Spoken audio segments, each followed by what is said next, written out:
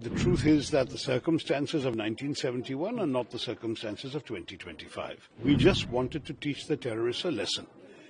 That lesson has been taught. Today's Pakistan is a different situation.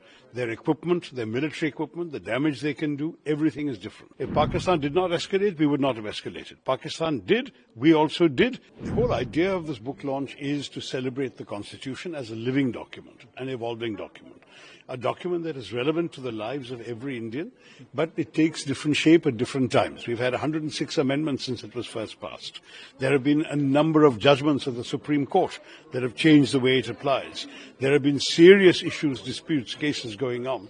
It's all part of the fabric of the political, social life of Indians every day, not just legal. So it's a book that tries to demystify the Constitution for ordinary people. It's not written for lawyers, it's not written for constitutional scholars, but for you and me, just to appreciate what the Constitution means in our lives. Sir, a big development happened between India and Pak, sir. What's your take on it? Because now on all social media, Indira Gandhi is trending, and Congress party is saying that Indira is iron ready. You see, the fact is that, to my mind, we had reached a stage where the escalation was needlessly getting out of control. Peace is necessary for us. The truth is that the circumstances of 1971 are not the circumstances of 2025. There are differences. As far as I'm concerned, I believe that the people of India deserve peace. We have suffered a lot. We have lost a lot of casualties. Ask the people of Poonch how many have died since this war began and the shelling from the Pakistanis. I'm not saying that we should always stop wars. When there are reasons to continue them, we should continue. But this was not a war we intended to continue. We just wanted to teach the terrorists a lesson. That lesson has been taught. I'm sure the government will continue trying to identify and track the specific individuals who did the horrors of Pahalgam. But as far as this particular conflict with Pakistan was concerned, there was no reason to risk the loss of more lives and limbs and fortunes. We need to focus on the well-being and prosperity of Indian people, of growth, development, progress. I think the peace is the right way to go at this stage. Sir, India's position on terrorism will be, remains the same. Our position on terrorism will not change. The way the government took few steps, like Indira voted to be suspended, there will be other measures also. Other measures have to be taken. I think we have to definitely use all the intelligence means available to find these people who did this terrible crime in Pahalgam, to identify them, track them down wherever they are and bring them to justice. That is indispensable. It may not happen overnight. It may take months, it may take years, but we will have to do it.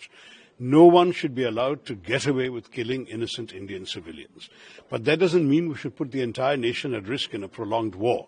So I'm in favor of peace, but I do not in any way suggest that we should stop the quest to find these terrorists and bring them to justice. One last question, sir. Are you happy with the Prime Minister Modi's rap, and you're still missing Indira Gandhi ji?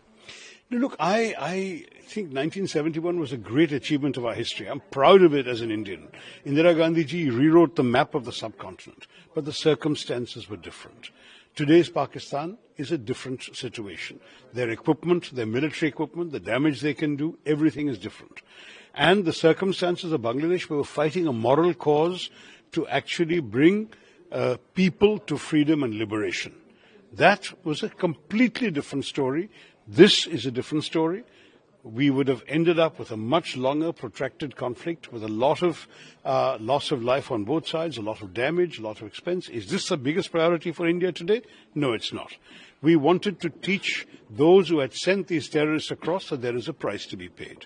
We still have to catch the individual terrorist perpetrators, but we do not need to tie the whole country down in a war. That is something I've been very clear about from the start. India did not, I believe, at any stage see the action of the 7th as the beginning or the opening salvo of a long, protracted conflict. For us, it was one-off. We'll do it. If Pakistan did not escalate, we would not have escalated. Pakistan did. We also did. It was getting to a point where if it continued like this, we would needlessly have been caught into a long, drawn-out war without a clear objective at the end of it. Liberating Bangladesh is a clear objective.